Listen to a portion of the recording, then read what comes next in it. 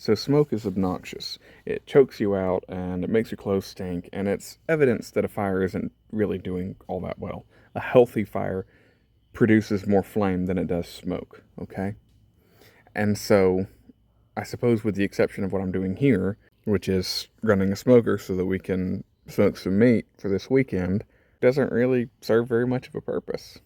I guess like signaling and things like that and those kinds of things, but when the scripture says in Isaiah 42 that a smoking flax he will not quench, that hits me in a special kind of way, especially whenever I'm doing something like this, because I'm trying to start a fire and I've got more smoke than I've got fire, and I've got to breathe on it and nurture the flame to a place where, it can sustain, and it's frustrating.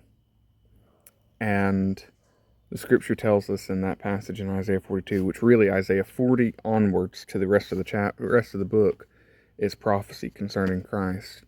And so you have that passage that says he will not fail nor be discouraged, that he will not break a bruised reed, and he will not quench a smoking flax.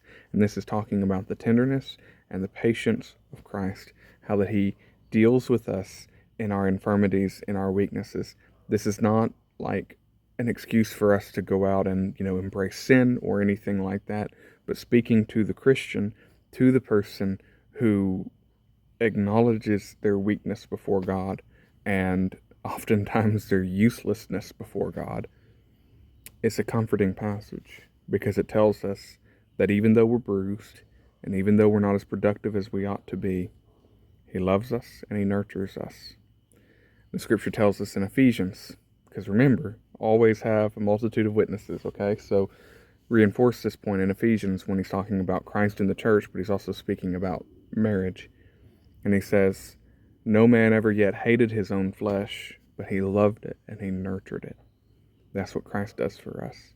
He loves us. He nurtures us, especially when we're weak.